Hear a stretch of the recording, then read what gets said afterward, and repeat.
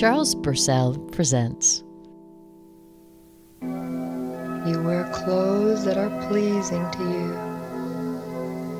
you. You understand the importance of color, how it affects your mood. What do you think of when I say the words New Age? I'm sure most of us have some New Age artifacts in our lives. A couple of Wyndham Hill CDs on the shelf, a crystal on a string hanging from the rearview mirror. I'll bet there's someone in your family who, if you checked out their underwear drawer, you'd find subliminal tapes on everything from inner peace to getting that big job promotion. Make the image real. Now, I could label all this evil yuppie paraphernalia, I suppose, and just laugh it off. But that would be too easy. And you know, the truth is, I'm a big fan of the universal consciousness. I do believe that we can materially change the world by understanding our oneness with the continuum. I'm as metaphysical as the next guy. Relax But now and go under the deeper. banner of the New Age, every huckster and wannabe is dishing out psychobabble faster than new sandwiches at Carl's Jr.'s. What might have been a spiritual renaissance has been co-opted by a multi-million-dollar industry of weight loss gurus and 1-900 telephone psychics. You know, the ones that are just like friends? Equally annoying is this whole emphasis on individual empowerment, which has a typically American bent to it. You can change your life. You can heal yourself. In other words, pull yourself up by your own damn psychic bootstraps. Those who can afford it can buy into a faith that tells them they deserve exactly what they have. And those with less, or those who suffer, have only themselves to blame. This is Mr. Sunshine. I love the world the way it is, 'cause I can clearly see that all the things I judge are done by people just like me.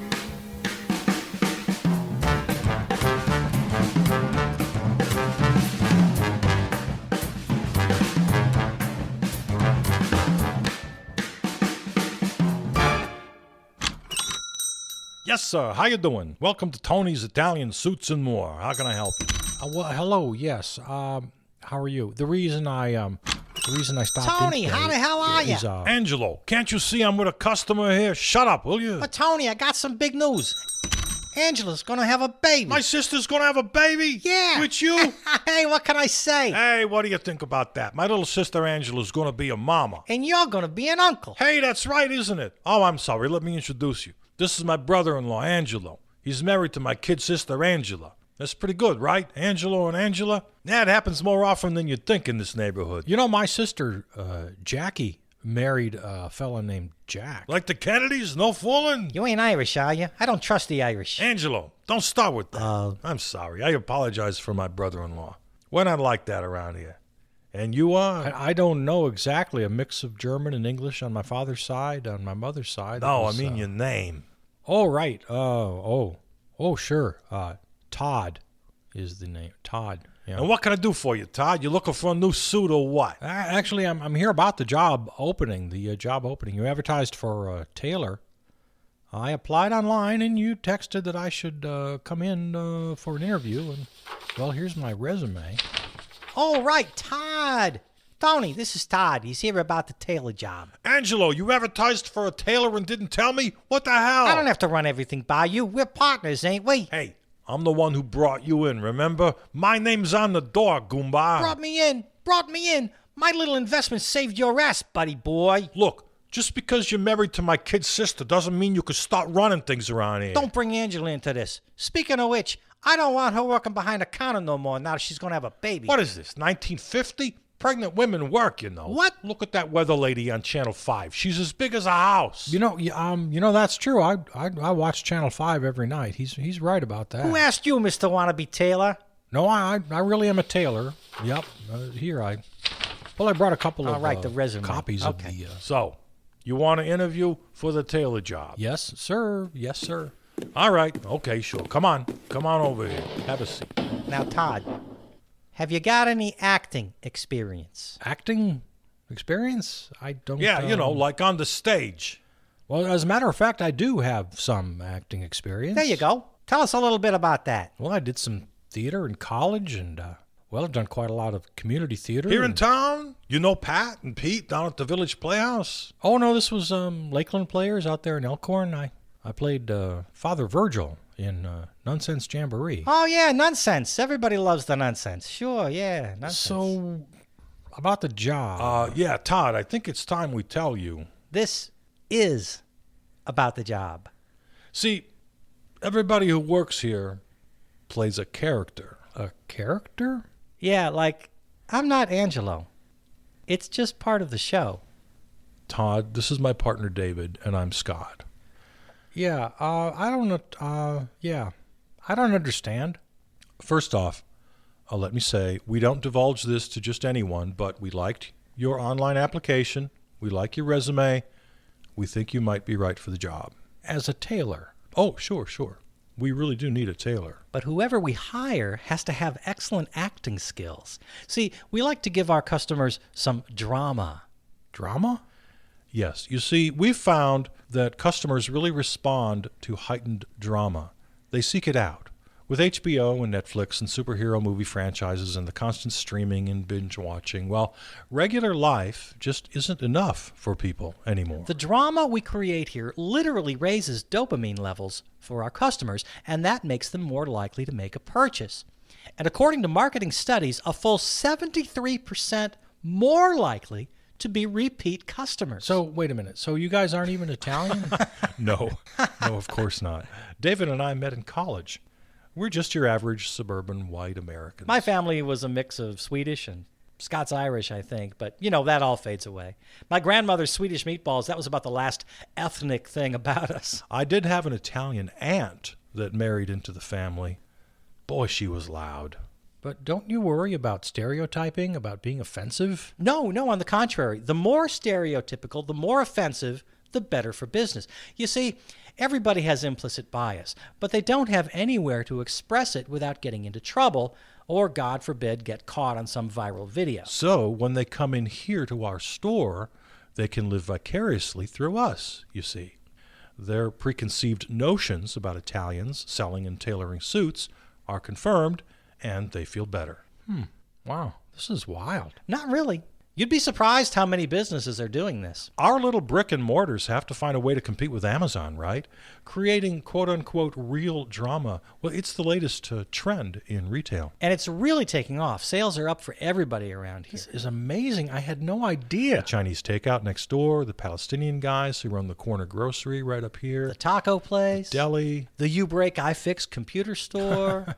Yeah, I love that name. They do this too? Yeah, this whole block. We're all doing it. All the owners get together, share ideas. It's like a local association thing. It's in everybody's interest, like sidewalk sales, stuff like that. Plus, we brainstorm together, come up with storylines and characters that fit the overall flavor of the retail environment we're trying to create. And by cooperating, we create some consistency to the overriding narrative while avoiding the possibility of accidentally writing scripts that conflict with each other. That sometimes causes disagreements, but overall the owners are all pretty chill. We even write scripts together sometimes. Wait, you actually write scripts? Yeah, sure. I mean, a lot of it's improvised.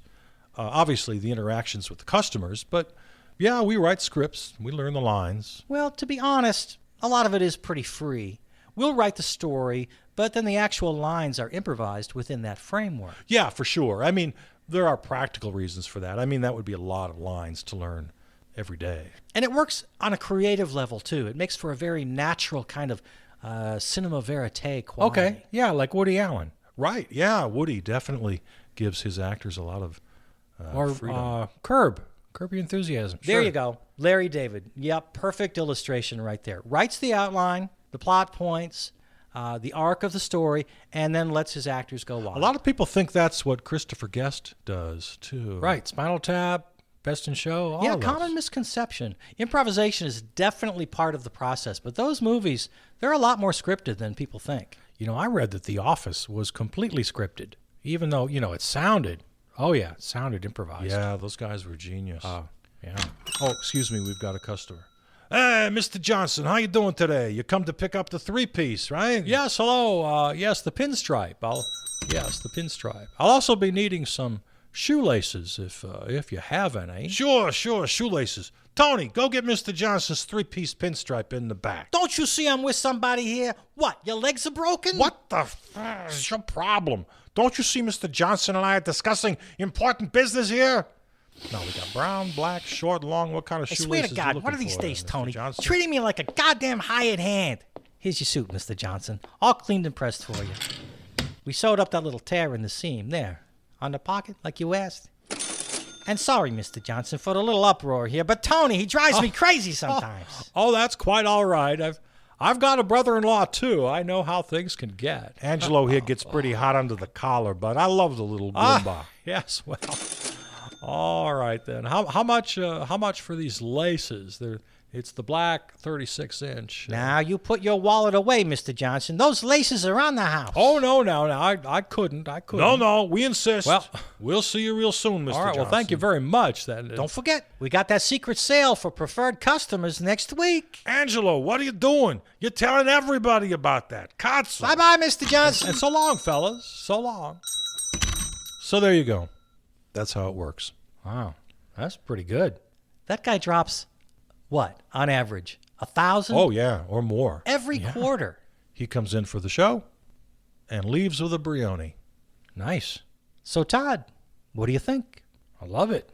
Did you bring in some samples? Sure, samples. Yeah, right here. Here you go. Nice. Okay. While we're looking these over, let's think out loud about your character. My character? Yes, if we decide to hire you, we'll have to find the right fit. No pun intended. Right fit. Oh, yeah, that's pretty good. So, Todd, ideally, we'd want you to play Italian, but I don't know if you could pull that off, yeah, physically. that's probably right. Do you do any accents? Well, I do like an Apu from The Simpsons, but, to be honest, it's really pretty offensive. That's okay. Let's hear it. Well, okay. Oh, we could take out that inseam just a bit, leave a little more room. Thank you, come again. No, I don't think so. Anything else? These are really nice pleats. Scott, check this out. All of this hand-stitched, Todd? Yeah. Nice. I can do Fargo. Fargo? You mean the movie? Yeah, like William H. Macy. Oh, yeah, sure. Oh, yeah, then. There you are. Go. Sure. Yeah. Yeah, no. That damn Manitowoc Minute guy has ruined that for everybody. I'm not familiar. That's some quality work. You might be our guy, Todd. I can do gay. Yeah, David, we could use some more gay characters on the block. Like, really gay? Like Big Gay Al? Like, I'm super, thanks for asking, like that? Or maybe a really relatable gay, like on Queer Eye? Yeah, and you could really get involved in people's lives and help them out with, their personal problems while you're marking up their suits. You could make little harmless jokes when you're measuring inseams. Yeah, we could write a whole backstory. You'd be like the really lovable, helpful gay guy. That character would be a great foil for Tony and Angelo, right? Because they're pretty old school homophobic. But get this, then the new gay tailor befriends Tony and Angelo and shows them that gay guys are nothing to be afraid of, right? These two Goombas see the light and overcome their own prejudice and become better people. While still holding on to their stock character ethnic charm. Yeah, this is good. A redemption story. We could create a whole story arc. This could play out for months. Give me the calendar. Yeah. This could take us all the way to Black Friday. We'd have to get started right away. So I've got the job? And we won't even have to give you a new name. Yeah. Todd is perfect. Welcome aboard. Tony, Angelo, I lost the baby. Don't you hear me, Angelo? The baby is dead. I just came from the doctor. I'm no good, Angelo. Just like you and Ma always told me, Tony. I'm no good. Hey, that's pretty good, Karen. Save it for the customers. Say hello to Todd, the new gay tailor. Oh, hi, Todd. Nice to meet you. Gay, huh? Yeah, that's good.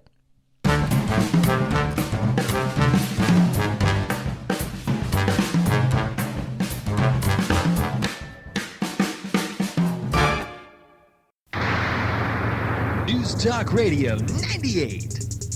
And I am Lyle Madison. News Talk Radio 98 continues. For the next hour, our subject is crime. My guest in the studio this morning is Lyle Rober, founding member and director of NANCO, the National Anti-Crime Network of Community Organizations, and the author of Crime in America, just released from Bantam Books, $24.95 at your local bookstore. Mr. Rober. Hello. Lyle.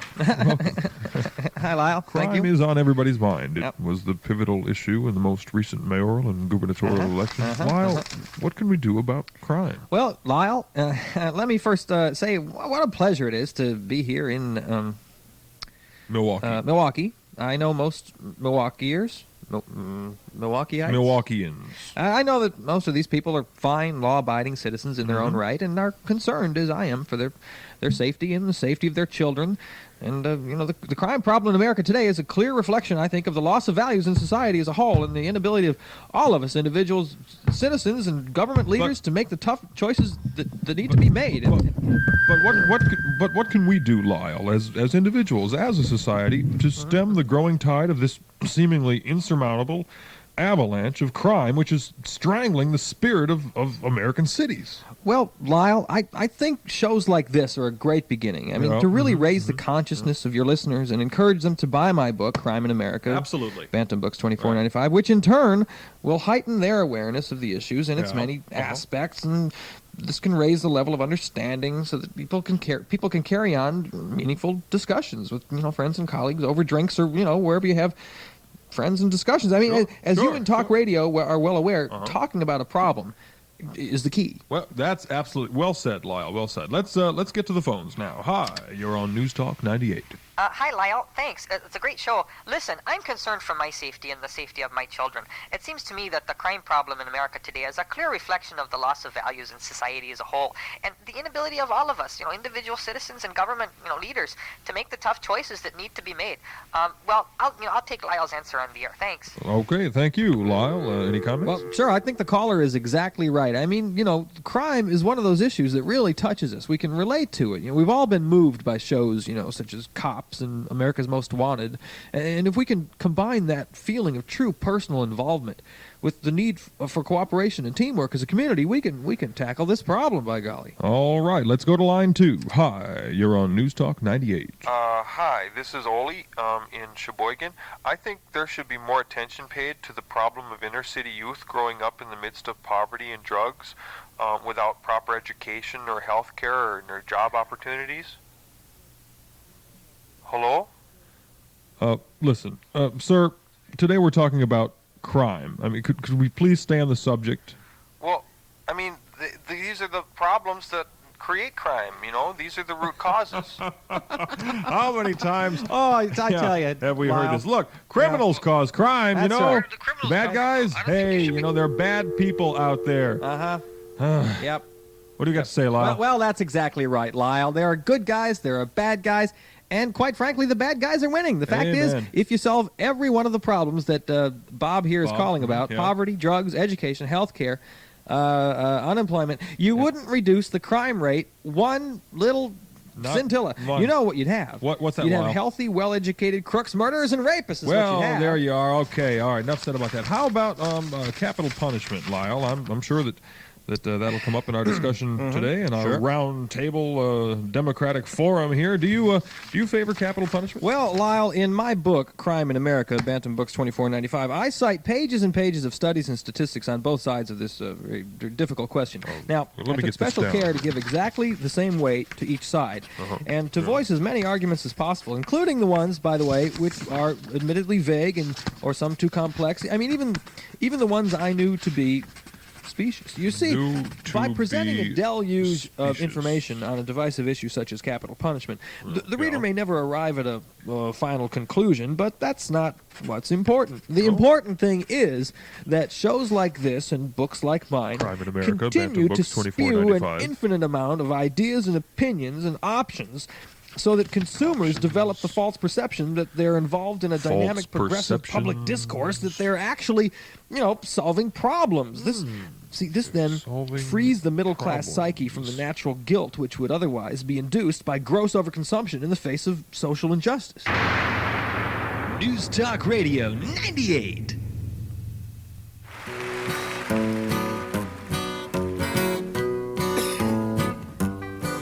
Now every morning at 7 o'clock, there's 20 terriers a-working on the rock.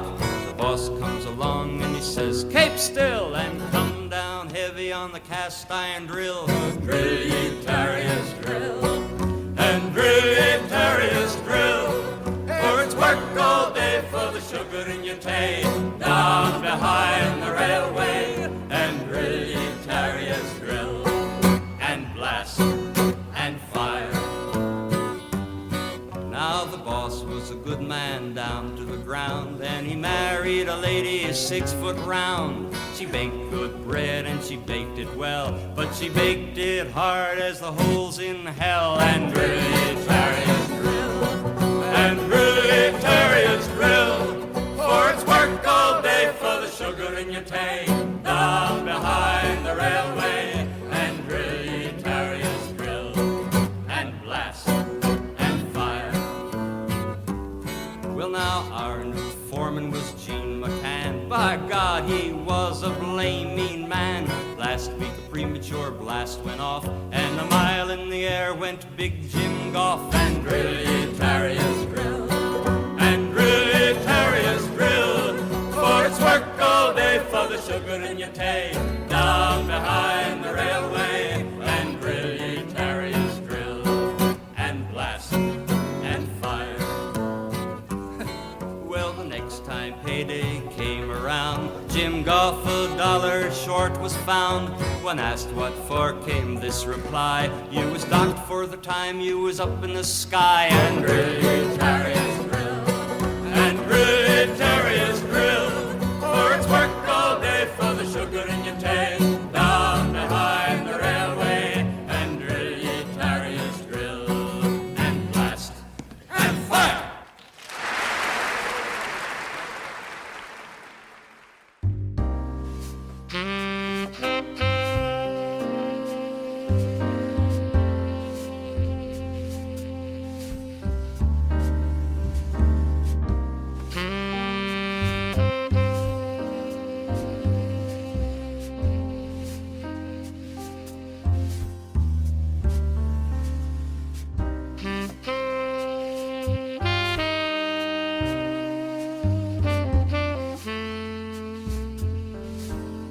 The bourgeoisie has stripped of its halo every occupation hitherto honored and looked up to with reverent awe.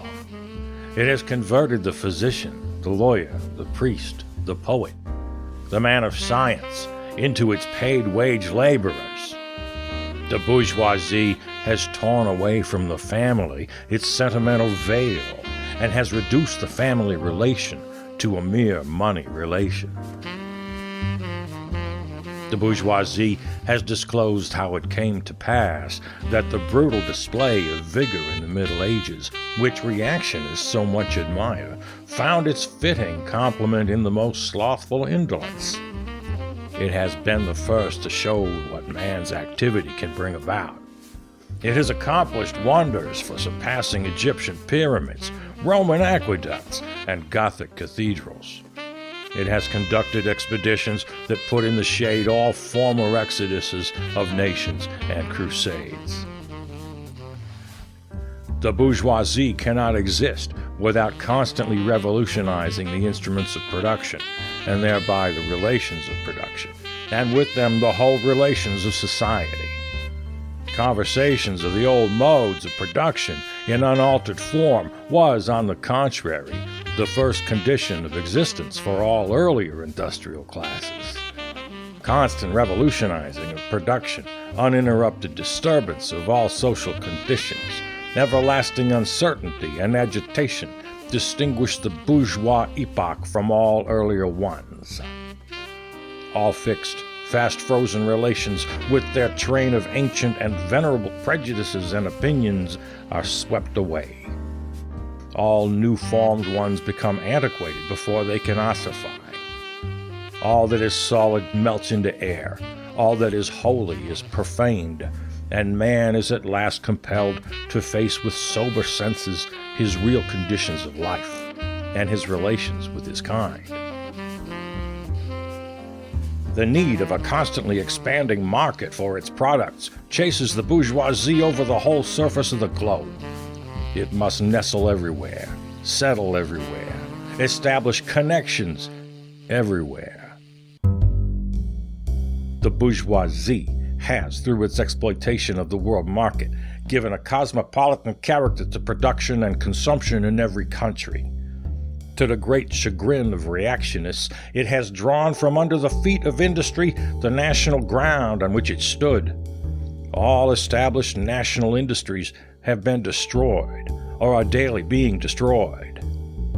They are dislodged by new industries, whose introduction becomes a life and death question for all civilized nations, by industries that no longer work up indigenous raw material, but raw material drawn from the remotest zones, industries whose products are consumed not only at home, but in every quarter of the globe.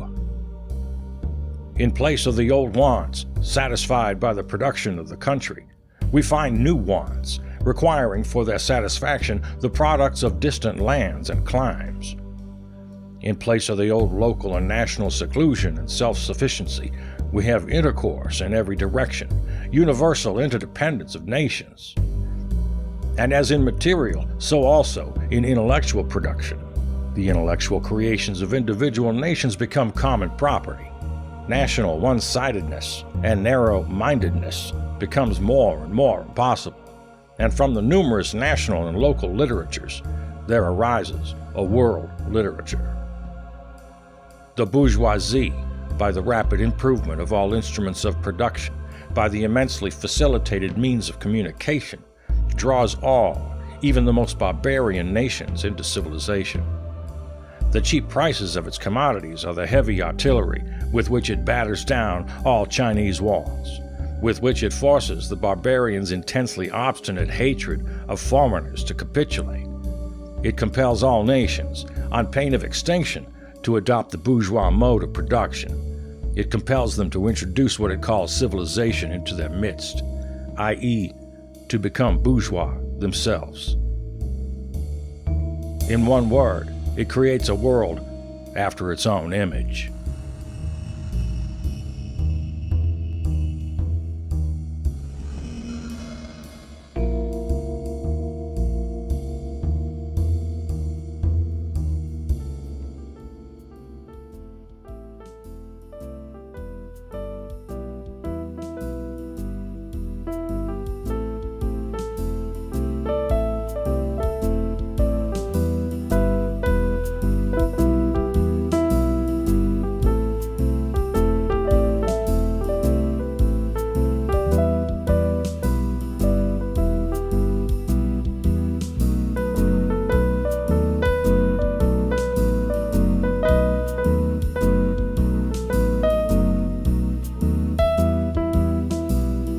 This episode of Charles Bursell Presents is available right now wherever you find your podcasts.